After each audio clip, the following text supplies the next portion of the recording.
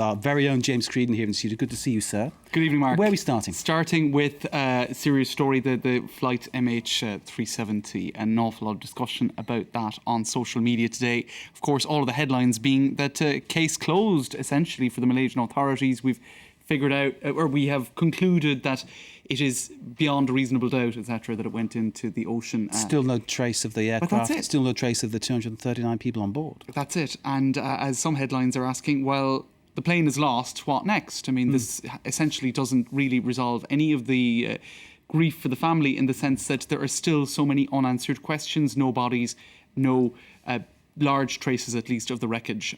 So they're the sort of tweets people are putting up on social media. Unanswered questions being one of the refrains I've come across again and again, Mark.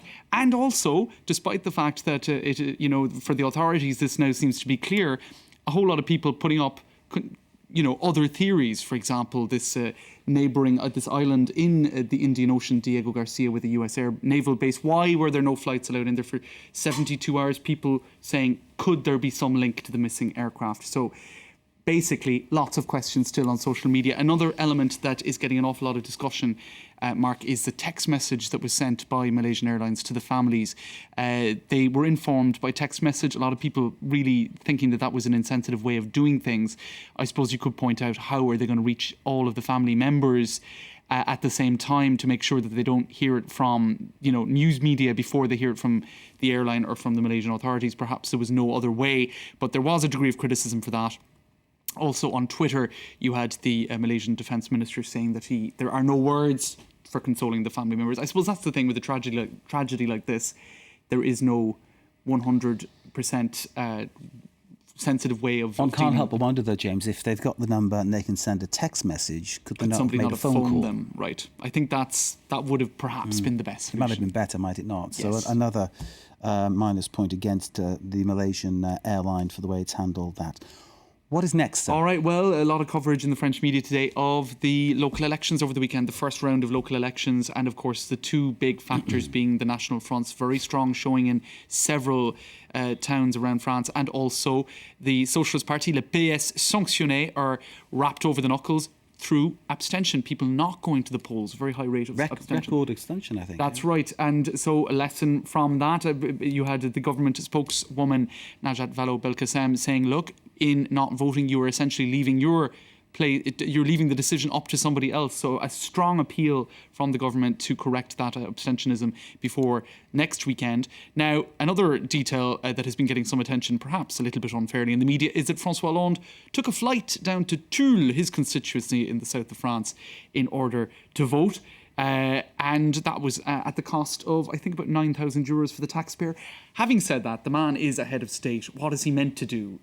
Drive down, take hitchhike? the TGV. Take TGV. the high-speed train. The point being, I suppose, that he said he would do that during the campaign trail. He said Nicolas Sarkozy was jetting around right, left and centre. You won't catch me doing that. He's meant to be a man of the people. That's right. So, but guess what? It's not perhaps as bad to harp back to François Fillon, the former Prime Minister. He used to get a flight home for the weekend, an hour and a half out the road.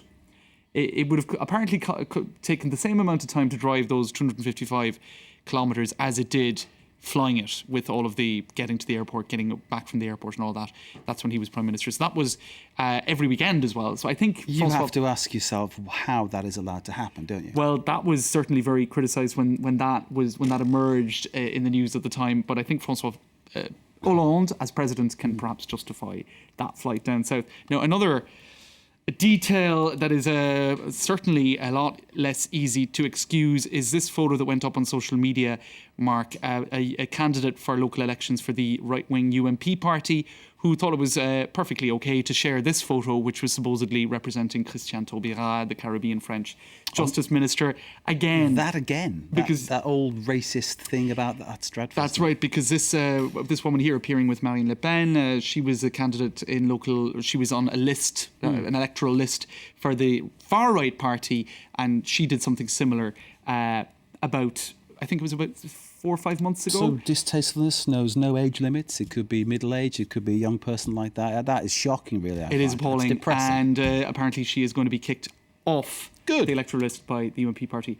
We'll finish with just this map, Mark. Very Quick one, quick look. James. It's very complicated to figure out how to do the bisou in France. That's kissing people on the cheeks. That's right. And depending on where you are, it can be once, twice, thrice, 4 times, or 5 times. And that is a map to help people through that particular 5 times? Where? Where did they do it 5 times, James? in this region down south, apparently, where it's brown. I don't know. It takes a lot of time. Oh, they have too much wine down there, clearly, Probably, you know. probably. The sun and all that kind of stuff. Shake hands. Great stuff. Shake hands. We just wave and say goodbye. James, right. good to see you. Good to James see you, Mark. Friedner-Zeder, See you tomorrow. illuminating with Media Watch. James, thank you. We will take a short break after that. More news, of course. This is Live from Paris. Stay with us.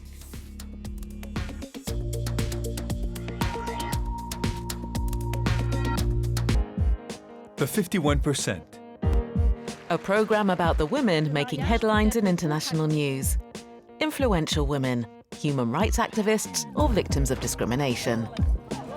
From Paris to New Delhi, from Washington to Tunis, every week the 51% highlights the women who are fighting to change a world largely dominated by men.